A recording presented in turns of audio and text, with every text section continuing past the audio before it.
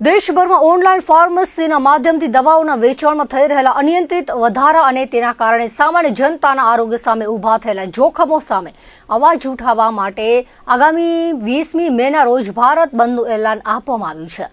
All India સંસ્થા અને ગુજરાતની માતૃ સંસ્થાના આદેશ અનુસાર આ દિવસે દેશભરના અંદાજે 12.5 લાખ કેમિસ્ટો પોતાના વ્યવસાયિક પ્રતિષ્ઠાનો બંધ રાખીને સરકાર સામે વિરોધ પ્રદર્શિત કરશે।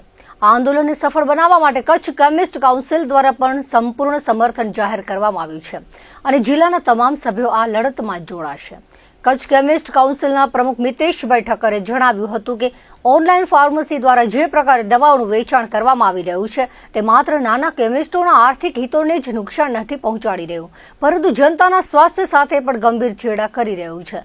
ખાસ કરીને કોવિડ કાળ દરમિયાન બહાર પાડવામાં આવેલા નોટિફિકેશનનો હવાલો આપીને ચાલી રહેલી આ પ્રવૃત્તિને સદંતર બંધ કરવામાં આવે તેવી મુખ્ય માંગણી કરવામાં આવી છે। આ બંધનો મુખ્ય ઉદ્દેશ્ય સરકાર સુધી કેમિસ્ટોનો અવાજ પહોંચાડવાનો અને દવાઓના ઓનલાઈન વેચાણ પર કડક નિયંત્રણો લાદવાનો છે। બંધના દિવસે સામાન્ય જનતાને મુશ્કેલી ન પડે તે માટે કેમિસ્ટ એસોસિએશન દ્વારા માનવીય અભિગમ અપનાવીને વૈકલ્પિક વ્યવસ્થા પણ કરવામાં આવી છે। ઇમરજન્સીની સ્થિતિમાં દર્દીઓને દવાઓ મળી રહે તે હેતુથી જિલ્લાના દરેક તાલુકા મથકે 1 થી 2 મેડિકલ સ્ટોર અને જિલ્લા મથક ભુજ ખાતે 3 મેડિકલ સ્ટોર ખુલ્લા રાખવાનો નિર્ણય લેવામાં આવ્યો છે। ભુજમાં હોસ્પિટલ રોડ પર આવેલ ચંદન મેડિકલ સ્ટોર અને બજાર વિસ્તારમાં આવેલ કચ્છ મેડિકલ સ્ટોર જેવી સંસ્થાઓ ઇમરજન્સી સેવાઓ માટે કાર્યરત રહેશે। આ વ્યવસ્થા અંગેની વિગતવાર માહિતી પણ લોકો સુધી પહોંચાડવામાં આવશે જેથી કોઈ અનિચ્છનીય પરિસ્થિતિ ઊભી ન થાય।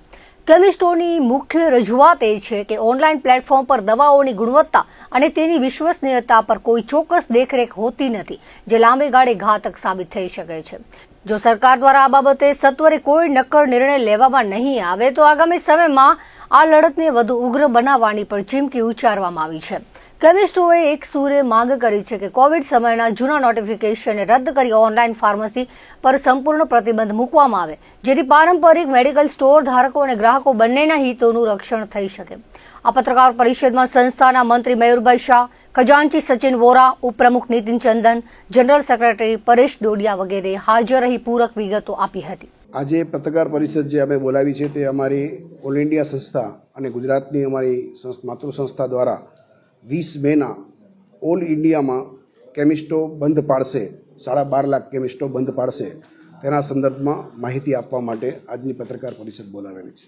બંધ રાખવાનું કારણ નાના કેમિસ્ટોના હિત માટે તો ખરું જ, પણ સાથે સાથે જનતાનો આરોગ્ય સાથે પણ જે ચેડા થઈ રહ્યા છે ઓનલાઈન ફાર્મસી દ્વારા, એટલે ઓનલાઈન ફાર્મસીને સદંતર બંધ કરવાની અમારી માંગણી માટે આ 20 તારીખે અમે ભારત બંધનું એલાન આપેલું છે।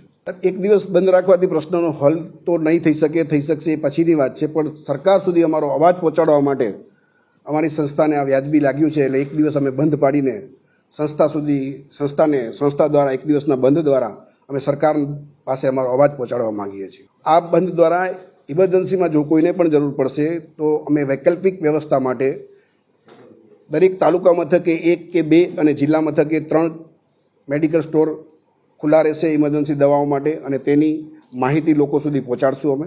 અત્યારે હોસ્પિટલ રોડ ઉપર એક ચંદન મેડિકલ સ્ટોરનું નામ આવેલ છે અને બજારમાંથી એક મેડિકલ સ્ટોર કચ્છ મેડિકલ સ્ટોરનું નામ આવેલ છે। એવી રીતે જે નામ અમારા ફિક્સ થશે ફાઇનલ, એને અમે તમને એની જાણ કરશું। અમારી માંગણી એ જ છે કે ઓનલાઈન ફાર્મસીને સંપૂર્ણ રીતે બંધ કરો અને કોવિડ વખતે જે નોટિફિકેશન બહાર પડ્યું હતું એને સદંતર રદ કરો।